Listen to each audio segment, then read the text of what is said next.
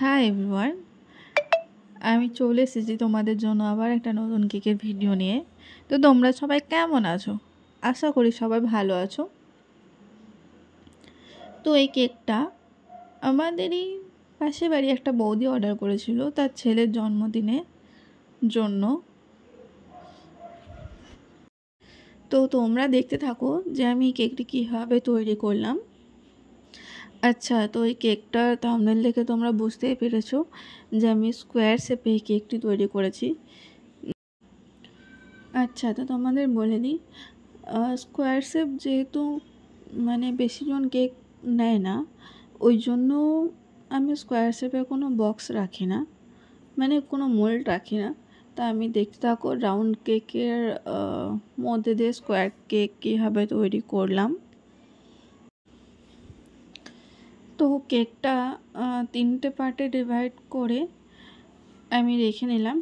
এরপর দেখো আমি এটা যেহেতু রসমালাই কেক, তো প্রথমে রসমালাইয়ের রসটা দিয়ে আমি বেসটাকে সোক করে তারপরে যথারীতি ক্রিম দিয়ে যেরকম আইসিং করে সেরকম আইসিং করলাম। আচ্ছা, তো বৌদিটা বলেছিল একটু বড়োর মধ্যে বানিয়ে দিতে, ঠিক আছে। তো আমি নর্মালি 3টে লেয়ার করি কেকের, কিন্তু এটাতে আমি 2টো লেয়ারেই দেখো আমি কাজ করলাম। আর একটা লেয়ার আমি রেখে দিচ্ছি, ওটা তোমরা পরে বুঝতে পারবে যে আমি কেন রেখেছি না রেখেছি। তো এটা দেখো আমি 2টো লেয়ারে করার পর ক্রাম কোট করে দিচ্ছি। আচ্ছা, ক্রাম কোট করার পরে ফ্রিজে কিন্তু 10 মিনিট মতো সময় রেখে দিও। তারপরে এটাকে আমি দেখো বার করেছি, নিয়ে আমি এবার এটাকে 4টে পার্টে ডিভাইডেড করছি।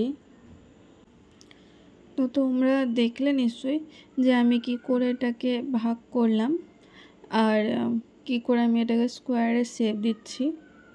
তো তোমরা এইভাবে বিনা মোল্ডের সাহায্যে যদি করো তাহলে স্কোয়ার শেপের ডিজাইন চলে আসে, অযথা আমাদের কোনো মোল্ড রাখতে হয় না স্কোয়ার শেপের জন্য। তো দেখো আমি যে বেস্ট বাঁচিয়ে রেখেছিলাম, তো সেটা দিয়ে আমি মাঝখানটা ফিল করছি। এরপরে সেম প্রসেস, রসমালাইয়ের রস দিয়ে সোক করার পর ক্রিম দিয়ে দেওয়া। তো তোমরা দেখো কি করে করলাম। আর যদি এই ভিডিওটি ভালো লেগে থাকে তাহলে প্লিজ আমার চ্যানেলটিকে লাইক শেয়ার অ্যান্ড সাবস্ক্রাইব করে দিও। তো তোমরা দেখতে পারলে যে আমি বিনা মোল্ডের সাহায্যেই কী করে স্কোয়ার শেপের ডিজাইন আমি রেডি করে দিলাম।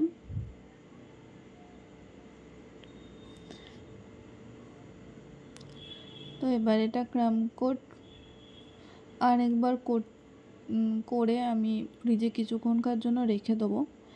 তারপরে এটা ফাইনালাইজিং শুরু করব, তাহলে আমাদের যে ক্রামগুলো থাকে সেগুলো আর অযথা ডিস্টার্ব করে না। আচ্ছা, তো এবার দেখো ফাইনাল আইসিংয়ের পালা। তো আমি ক্রিমটার মধ্যে একটু হলুদ লিকুইড কালার মিক্স করে আমি ফাইনাল আইসিং শুরু করেছি। যেহেতু রসমালাই কেক, তো ওর জন্য হলুদ কালারটা আমি একটু বেশি প্রেফার করি, ভালো লাগে দেখতে রসের সাথে, রস কি বলবো ওটাকে, মিষ্টির সাথে, রসমালাইয়ের মিষ্টির সাথে দেখতে।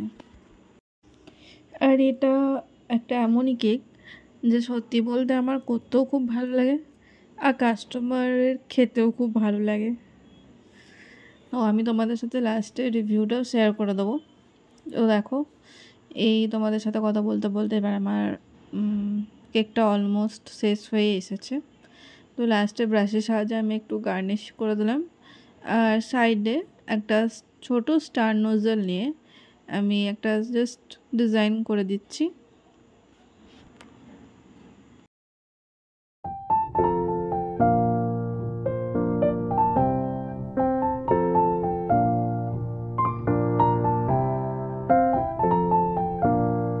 এবার আমি 2D নোজল নিয়ে ওপরে ফ্লাওয়ার তৈরি করে নিচ্ছি।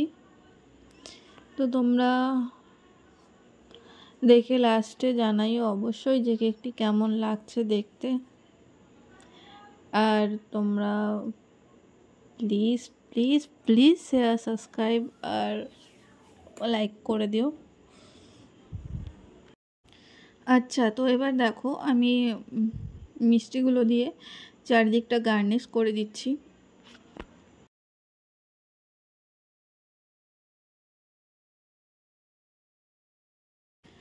আর দেখো বাদ বাকি আমি কাঠবাদাম দিয়ে পুরো কেকটা ডেকোরেশন কমপ্লিট করছি।